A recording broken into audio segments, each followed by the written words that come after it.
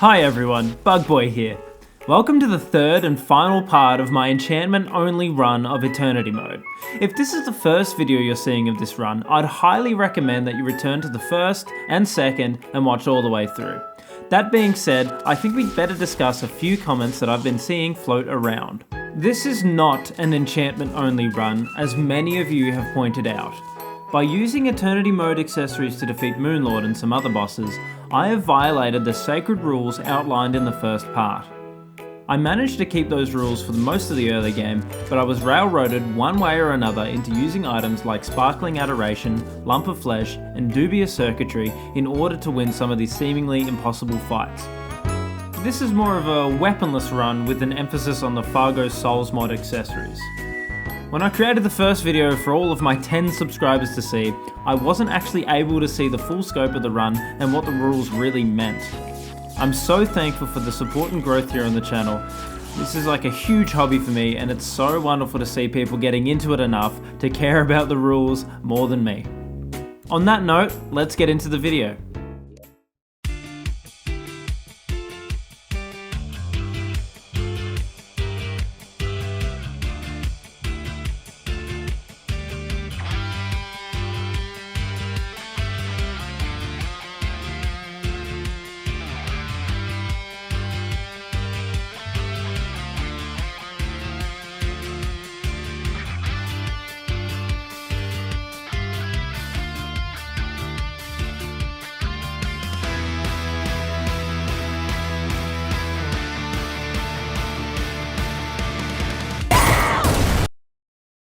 Jumping right back in where we left off, we join Mr. Slime 2 after he destroys the Moonlord.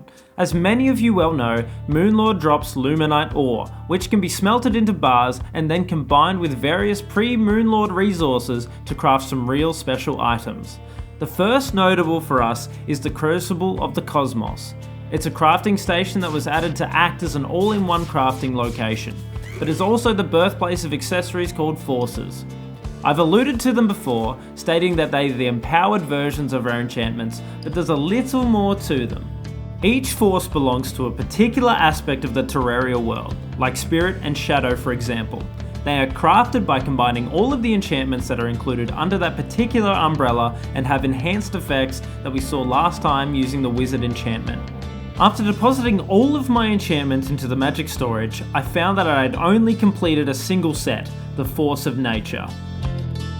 It grants us Crimson Healing, Malted Damage Aura, Raincloud Cursor, Icicle Launching, Chlorophyte Jumps and Leaf Ring, and Shroomite Mushroom Trails. After all that gameplay, I still only managed to have crafted 1 out of the 9 forces, so I really had to get grinding. First was the Force of Timber, which I managed to miss the recording of. It grants us Snowball Launching, Mahogany Hook Speed, Palm Tree Sentries, Pearlwood Star Launchers, and both Ebonwood and Shadewood Auras. Next, we put together what remained of the Force of Spirit, which gives us Hallowed Holy Protection, Ancient Hallowed Projectile Reflection, Spectre Orbs, Forbidden Whirlwinds, and the Fossil Revive, which triggers once every 5 minutes. It also gives us the Tiki effect, but that probably won't be very helpful. We also cobbled together the Force of Will, which gives us Valhalla Knight Healing, Red Riding Damage Boosts, Gladiator Spears, Platinum Loot Boosting, and Golden Mode! With just those 4 forces, we are already equipped with over 25 effects. Not all of them are useful, but it really opens our potential strategies we're able to employ during future fights. We also need to equip some armor that stops us getting demolished, so we need to destroy the Moonlord a few more times, which is now easier since we're overpowered as hell. I managed to get myself some solar armor using the Luminite bars dropped by the Moonlord, which makes the Moonlord farming even easier. I also make the Force of Life, allowing the use of Pumpkins, BBs, Spider Minion crits, Turtle Mode, and Beetle Endurance. In order to progress forward, I finally get onto fighting Duke Fishron. He's a little more threatening than his vanilla counterpart, moving faster, reducing the player's max health, and raging way easier when you're outside the beach zone, and summoning Cthulhu-nados.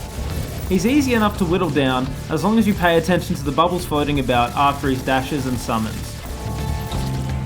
Once we get to his second phase, he'll regenerate to max health and start new attacks. He'll do this once more time before he quote unquote dies, and gets a little bit more frantic. Thankfully, we're able to pull through with our stupid, ridiculous arsenal of abilities.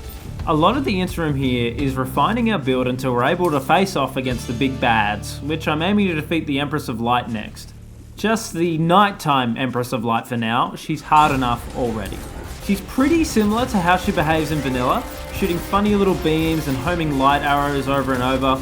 The trick was to just pay attention to your positioning, because the damage component of the fight is automatic for this kind of build. I stream a little bit of my gameplay, mostly just farming Pumpkin Moon, Frost Moon and attempts at Eredinus, but nothing comes of it. It's back in the piggy bank, man.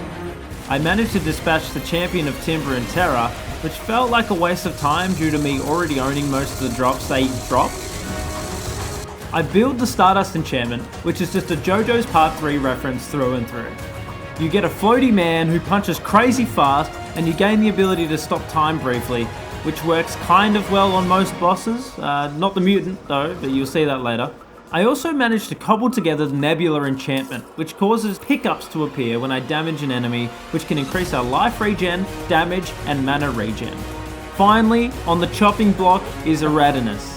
He's the champion of the cosmos. He's the only enemy summoned by the Sigil of Champions that is considered a true boss, as some gear progression is actually locked behind him in his drop. He's an extremely tough fight, adopting abilities from all the components of the Force of Cosmos. The solar aspect grants him a solar dash, a vortex from the vortex aspect, a time stop with knives that move towards the player, and a combination of the nebula and meteor aspects to create an asteroid rain while you're encased in purple energy? On reaching second phase with 80% HP, these attacks become empowered. The solar dash gets faster and explodes similar to the Moon Lord's solar attacks. The vortex gets larger and spawns more lightning than before. He begins launching giant death rays vertically, which branch off into smaller, more targeted rays, and the meteor attack becomes harder to dodge, as Eredinus will circle overhead to reduce the size of the area you can maneuver through without taking damage. His time stop knives attack will also become harder to dodge, as he organises the projectiles into a maze, which you need to circle out of to escape. Further on, his third phase ramps up even further. It's a new phase. He does moons? Eredinus will cordon off a small area with his spectral eyes, locking us in close range. He summons two moons which spin and collide every so often on his location. They have an active hitbox that deals good damage, and every time they collide, a new projectile is spawned from the centre. Fireballs for solar, lightning for vortex, purple stuff for nebula, and knives for stardust. These attacks speed up the lower his health goes, and the area shrinks, leaving us struggling to maintain our positive positioning and health. I did record this run on stream, so I'm going to defer to the live Bug Boy for his play-by-play commentary. I revived. Christ. Where's my cursor? Sing.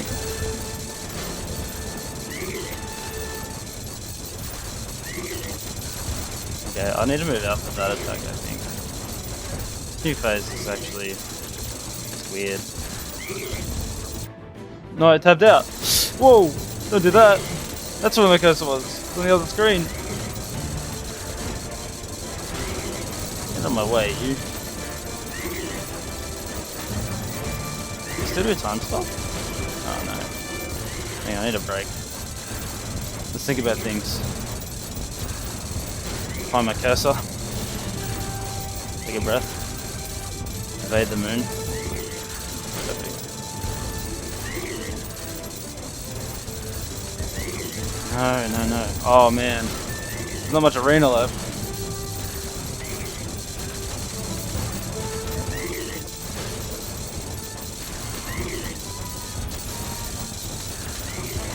Okay, dodge that. Nice. Oh my god, we did it! Yes! Woo! You can see how happy I am with this fight, as I was struggling pretty hard against him, and it really seemed like it was never going to happen, but here we are. Let's see if we can do the same thing with the next of the mutant trio, the Abomination. Oh my god, my heart is racing. Having slain Eridanus, we can now work towards getting the Force of the Cosmos by grinding Moonlord down a few more times, getting enough Luminite to craft up the remaining armor sets from both the Pillar sets, Nebula and Vortex. Now that we have all of these enchantments, we can combine them into the Force of the Cosmos. This accessory grants us Nebula boosters, Solar dashes, Vortex vortexes, Stardust Guardians, and Time Stop. It also gives us Meteor Rain, but it's kinda mid. Using this newly acquired force, we managed to slay Eridanus again, so we can craft his armor set, which is insanely overpowered, but more on that soon. These fights go much smoother than our original one did, especially after we familiarized ourselves with his attack patterns and behaviors. Also, Golden Mode goes so damn hard. He goes down and we get enough Iridanium to craft the armor. When equipped, you can double tap the armor set key to summon Eridanus to fight for you. He cycles through 4 phases, each corresponding to a damage type. When you have a weapon equipped that matches the current phase, he will fight alongside you. In melee phase, he rapidly shoots fireballs at the nearest enemy.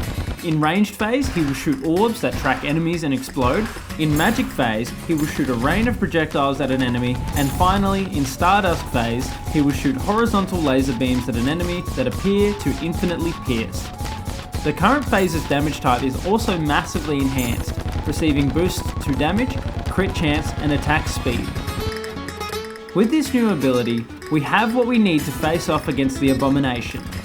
Summoning him with the Abomination's curse, he changes from his docile NPC state into a terrifying new opponent. He has a huge array of attacks, all of which you need to be familiar with in order to make it out alive. So here's a quick rundown. In phase 1, he has a leading scythe attack, a scythe dash, ice rain, homing pumpkin sickles, machine gun, and pattern scythe attack. In phase 2, he does a full health heal, crazy leading scythe attack, crazy messy dash attack, 2 machine guns and a missile launcher, beam sword uppercut, another beam sword uppercut, giant beam sword slash, and world explosion beams. Since the current build wasn't working, I distract myself by seeking out a few of the souls that might assist me in defeating Abomination. I farm Souls of Flight for the Flight Mastery Soul, and I attempt Daytime Empress of Light for the Conjurer's Soul, which requires a Terra Prisma. Weirdly enough, this becomes pretty possible with a combination of the Fossil Revive and Gold Enchantment's Golden Mode. It's not a long fight, but I think it's a little interesting.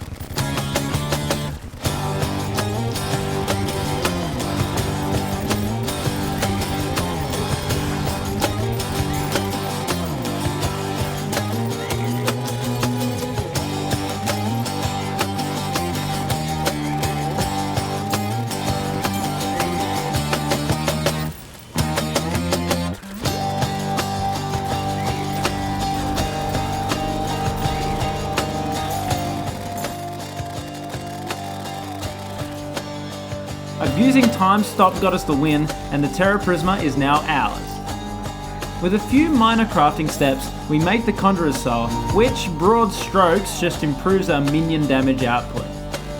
We also have a few outstanding items for the Archwizard Soul, so I do a quick farming run of Empress and a few biome keys, and we're good to go.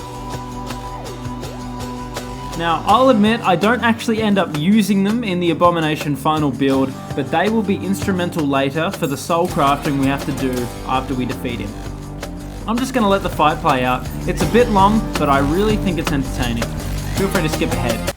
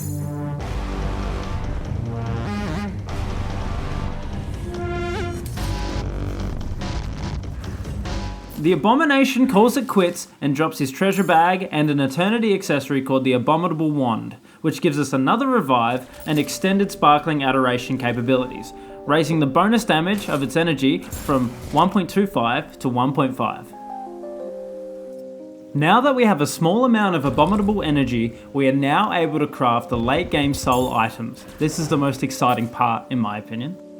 The first I set my sights on is the Soul of the Master, which will double our health pool and provide some other insane benefits.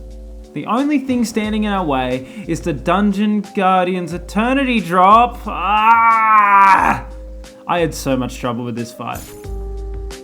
Even at this loot stage, we still get one shot every time on contact. Luckily we have 2 revives, but unfortunately there aren't enough iframes in the world stopping us from getting stun locked and instantly killed through both of them. We can weave around him for a while, but then the plan falls apart when the projectile skulls hit. Some of them remove our knockback immunity, which results in us getting launched into a death spiral. Time stop works, but we have limited damage, and without the flow of time allowing our summons to do the work, we kinda get stuck here. Golden mode is good, but it doesn't last anywhere near long enough to burst him down. It seems that I'll need to kite him long enough to get him to about 1000 HP, and then I can just hide for the rest of the fight. It's a quick fight, so I'll show it here fully. Yeah.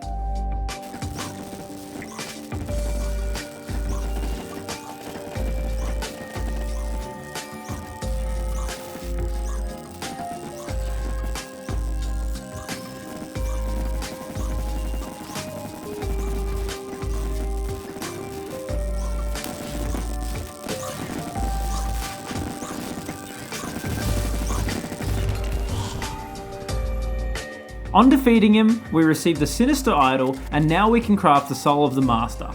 Using this new accessory, we vaporize the Abomination and we're able to afford further upgrades. There's no real strategy in the order in which I crafted these, but I went for the Soul of Terraria first. This is a massive combination accessory of every enchantment in the game, besides a few of the DLC ones. I had a few straggler enchantments to craft, mostly enchantments that enhance the weapon user's capabilities like the tin, tungsten, copper enchantments, just to name a few. Once equipped, we're greeted with such a beautiful sight. This was the moment I was waiting for, when the enchantment-only run reached its peak. Looking back, I'm sure I had no idea how intricate this run would become when I was scanning the beaches for bananas and coconuts for the palm tree enchantment at the start of the game. The Abomination must fall a few more times so we can afford the rest of our upgrades. We are also able to craft the Styx armor, which is essentially an upgrade to the multi-class damage upgrade the Iridanus armor set grants, which we can retain the functionality of by using it as an enchantment instead of armor. Styx armor also gives us a graze attack similar to the Sparkling Adoration, except it deals insane damage and turns into a giant laser sword when it's at full stacks. We also spend a long time investing in the remaining souls. Damage boosters like berserkers and snipers, but also less combat focused like the troller and world shaper souls. The crafting ingredients feel pretty miscellaneous, but all it takes is a few farming trips courtesy of Deviant and her various spawning items and a whole lot of crafting steps. We combine all the damage enhancing souls into the Soul of the Universe, which massively enhances our combat potential. It grants 66% increased damage output, 25% increased crit chance, and 50% faster attack speed for the equipped weapon class. It also has the benefits of the Core of the Universe, which doubles the critical damage multiplier from 2 times to 4 times. Once all the utility souls were collected, it was time to mash them together into the Soul of the Universe. Most of its effects aren't all that useful, but it is a direct upgrade to the Colossus Soul, which has been indispensable so far post Moonlord. It grants 300 extra HP, massively increases life regen, and gives a flat 20% bonus damage reduction. It is a fantastic item that will provide all of the utility we'll need during the final fight of this run. Since I'm powered up, I can't resist the opportunity of mincing Abomination just to test how far we've come off just his progression wall alone. Now that we've gathered all of the late game gear we can, it's time to face off against the true big bad, the Mutant. In order to summon the Mutant, you need to drop an Abomination Voodoo Doll into lava on the surface. This causes Mutant to spawn, but also drops a Mutant's Curse, which we can save for later when we need to summon him again, inevitably because we're going to die the first time. Let's get to brass tacks. This fight is insane. Their base phase is easy enough, following a strict pattern of attacks. They'll open with an attack from the Penetrator, which attempts to leave the player's location, shooting a beam which dissipates into phantasmal spears that track the player briefly before vanishing. Next, they'll begin to summon orbiting spheres that float upward, creating a small maze that we need to dodge through. Their next attack sees mutants swing up and summon 3 True Eyes of Cthulhu, which attack using phantasmal bolts, spheres, and death rays, respectively. Next, they'll position underneath the player and charge up a 5-set dash focused on the player, each charge leaving behind a line of tracking phantasmal eyes. After that, they'll freeze in the air, preparing a short ring of phantasmal eyes to surround them and showing warning beams of where death rays will fire. This occurs in a wave around Mutant, which cycles twice before going immediately into the next attack, a slow-moving 4-arm spiral of phantasmal eyes that reach outward. Mutant ends the attack cycle by summoning a sword made of phantasmal eyes and slamming down towards the player. This attack is undodgeable due to the purged effect it inflicts passively during this move. With all of these in mind, we manage to put up a very impressive fight. We take a lot of damage, but with the wealth of enchantments and souls that are active, we're able to recover almost immediately. This fight is looking pretty good. That is until we get to half health. Half health. Mutant gets very, very angry. They will regenerate all of their missing health and inflict an absolutely soul-crushing, heart-rending debuff called Mutant Presence. This debuff absolutely strips us of all of our soul toggles, leaving us almost completely unarmed for the remainder of this fight. If only someone would have warned me about this horrible status effect months in advance on all of my other videos. After a few attempts, I wasn't really sure what to do. The first phase isn't necessarily hard, but it sure is a lot of time to spend only to be evaporated by the second phase immediately. I was completely disheartened. With no clue how to move forward, I asked the Fargo's Discord community their thoughts. Anyone know if it's possible to retain the effects of enchantments or souls in the mutant fight? I'm at the very end of an enchantment-only run, and I am very stuck, hahaha. No. Nope. Wait, are you the guy on YouTube, or no? Yeah, I thought the same, lol. You can't, your run is awesome. Though if you want to use no weapon, go Styx armor. Styx and Gray's run. I was wondering about mutant without weapon. Yeah, you're going to have to do it Styx set bonus only. So it was made very clear to me, there are no well-known ways to circumvent the soul toggle effect of the mutant's second phase, so the only way forward is to get good. My first order of business was dying to phase 2 10 times. This just makes it so every subsequent fight begins from phase 2, which saves a ton of time on setup and allows for quicker experimentation, which is invaluable. It was made clear to me that these death runs, that there was a few caveats to the all enchantments are disabled rule of the fight. They will turn every ability we have off except the following: Iron Magnet, Tin Crits, Tabby Dashes, Nebula Boosters, Grays, Auto Swing, Stabilized Gravity, Carrot View Distance, Tungsten Item Effect, and the Valhalla Healing Buff. I wouldn't exactly call this an Avengers level lineup, but it is a start. Through a little bit of messing about, I found that the enchantments from the Fargo Souls DLC do not get toggled. That means we can maintain the Iridanus summon for DPS while also wearing the Styx armor for the massive scythe attack it grants. Combining these with Sparkling Adoration, and we're able to build up energy very quickly, allowing us to drop massive waves of damage if we can evade for long enough. Now theoretically, this is all we needed, so we have to get grinding. Firstly, we had to understand their attack patterns. Each move is uniquely telegraphed and some are easier to dodge than others. The following is my guide on this fight. They have a sweeping circular death ray that strikes 3 times. This can be easily avoided by dodging the first warning laser, then standing where a beam was in the previous wave. They have a predictive dash that spawns phantasmal eyes and leaves a death ray also. Now this one sucks. I use my secret golden mode to evade it. For some reason it is also not disabled by mutant presence, so like, yes. They fire a fast 5-armed spiral of phantasmal eyes. It's certainly not ideal, but we can sneak in between the individual eyes towards the end of their trajectory. They summon clones to hurl the celestial pillars at the player, leaving behind celestial debris. The trick is to spin the opposite direction to where the first pillar will be fired, clockwise for left and anti-clockwise for right. They summon an Eye of Cthulhu to create a star shape of sickles around the player, which collapses after some time. The secret is to stand next to the short face of the inner shape and wait for the initial yellow sides to move, and then you move into the center while the rest of the star collapses around you. They have another dash that is less predictive but faster. If possible, evade to the sides as soon as the first attack begins and just keep moving in that direction. This one is tough sometimes as it can lead to a death spiral if your positioning is unlucky at the start. They summon 5 baby destroyers to chase us down while aiming the penetrator at us, firing and leaving a death ray. When the mutant is lining up the first shot, only hold up or down until it shoots, and reverse your direction and slightly dodge away from them to gain some space. Rinse and repeat. They summon a rain of Skeletron Prime heads that cover the space above and below them, firing death rays into a fan shape. Quickly move into the break in the formation. If possible, make sure you can graze when the death rays converge for a massive boost to your energy.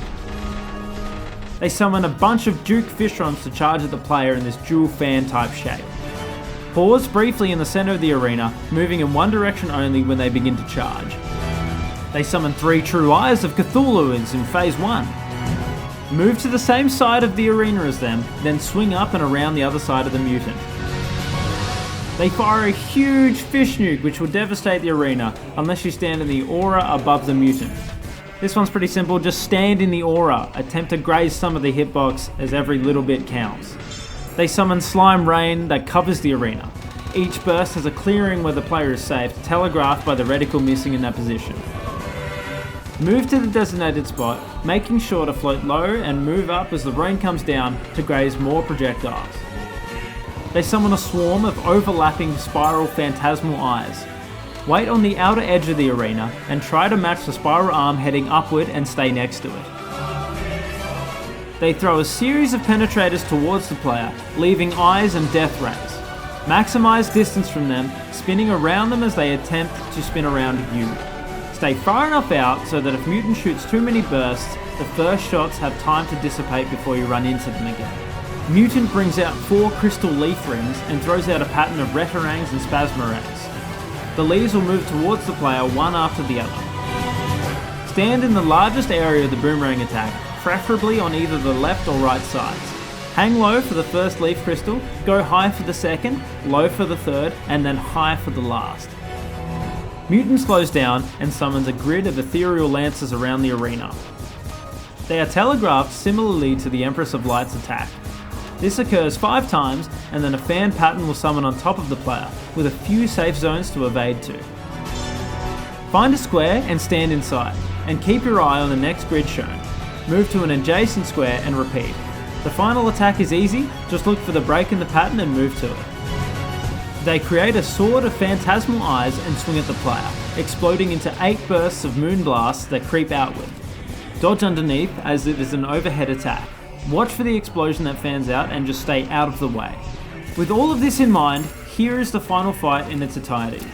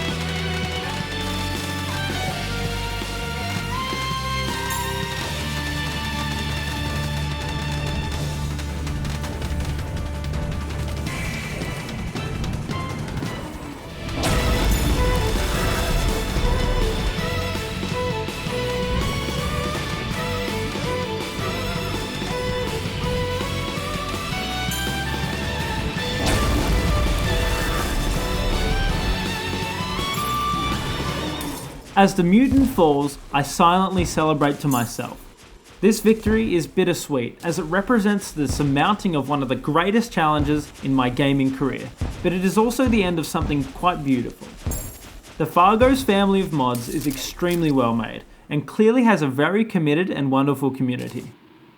I've had no dealings with the developers, but I'm sure they're just as fantastic as their art, if, it's anything to go by. And I just want to say thank you so much for watching this video, and for watching the other ones if you did, or you're just watching this one because you thought it might be a bit of fun. Maybe it's got like 300 views and you thought, oh, that looks cool, I might have a look in here. I really do appreciate it. If you have any ideas for future videos or things you might like to see, please leave them below. I'm really looking for ideas. I'm thinking an Inferno run next, but at the moment I'm not quite sure.